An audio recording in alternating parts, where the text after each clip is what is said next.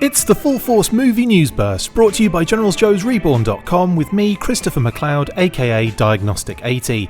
Lorenzo Di Bonaventura discusses Snake Eyes G.I. Joe Origins with Empire.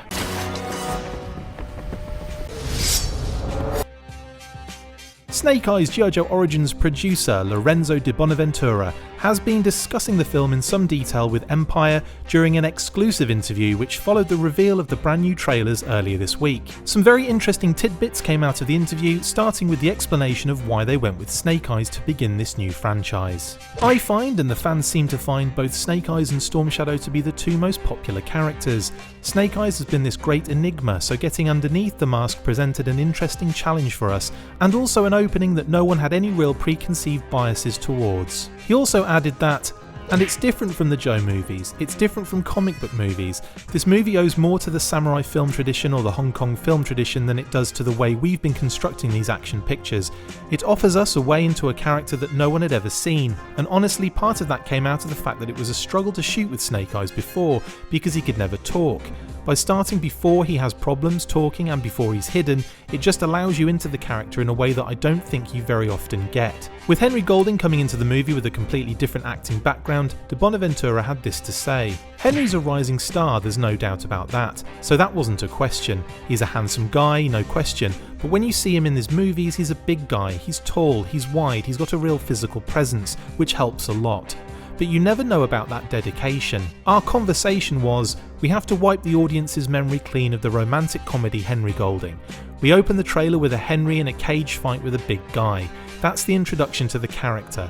In that scene you see he's got blood on his face, a huge guy waging a real war with him, and you immediately go, oh, this guy's got what it takes. So for us, that was an important thing to say to anyone who wanted to question whether Henry had it.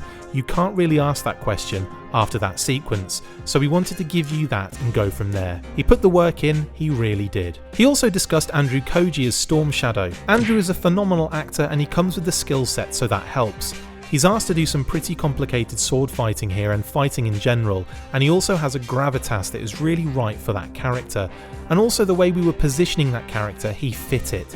The spine of the movie is the relationship between those two guys, both its strength and its dysfunction, and they really hold the screen together and are fantastic together. The Snake Eyes producer also discussed the relationship between the two main characters and went some way to explain how that relationship may end up when the credits start rolling. You'll definitely get a sense of why these two have fallen apart, and the seeds of it, which is most important.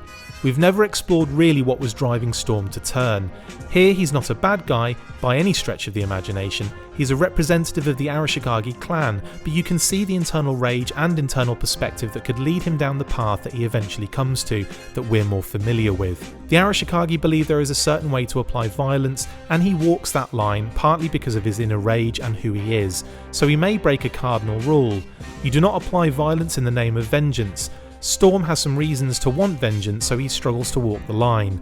You see the seeds of why he has a falling out with his clan, not just Snake. One of the most interesting things to come out of the interview for me was Larry Hammer's involvement and the level of importance to the decision making, and in response to the question where does the name Snake Eyes come from, Lorenzo explained, it's the first time we've explored it. Larry Hama, the creator of Snake Eyes, is in on many of the decisions. Snake in the comic is blonde-haired and blue-eyed. We asked him why he made him that way. He said he didn't really know, so we asked if he cared if he's dark-haired and Asian here. Probably should have done that in the beginning. We tried to give a little bit of an explanation. His character's journey is that he's had a life of bad luck.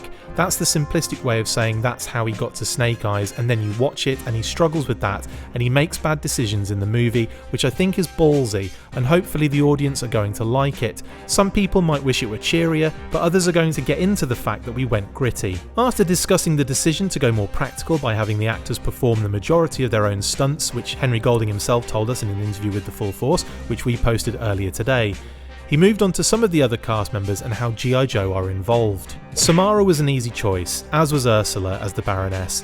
I'm a huge fan of hers. The way to look at this movie is as a Snake Eyes movie, not a G.I. Joe movie. Snake Eyes is a window into how eventually he joins the Joes, so neither Scarlet nor Baroness are the biggest characters. It's more setting up that they exist in this universe, and if we're lucky enough to make a sequel, that will expand more into a Joe movie rather than a Snake movie.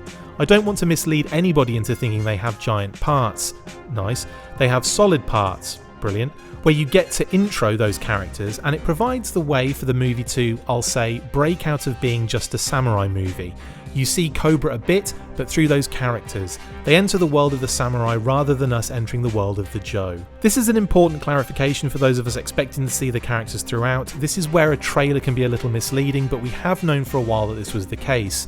Another big reveal from LDB was that Snake's injury and his speech issue would be in the next movie, if we're lucky enough to make it.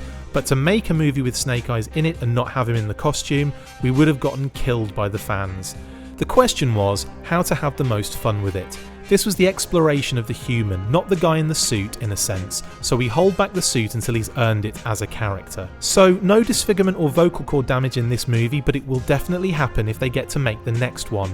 I'm totally fine with this, especially based on the fact that they want to ensure it happens in the future. This interview definitely filled in a few gaps of knowledge for people, and I'm very intrigued with how the movie plays out. My guess is that he joins the Joe team at the end, and that could be a very cool scene indeed. They may even allude to a certain helicopter-based mission prior to the final scene, where a follow-up movie could pick up from. Either way, I'm excited, so bring on July 23rd. I'm off to bring on the 23rd of July.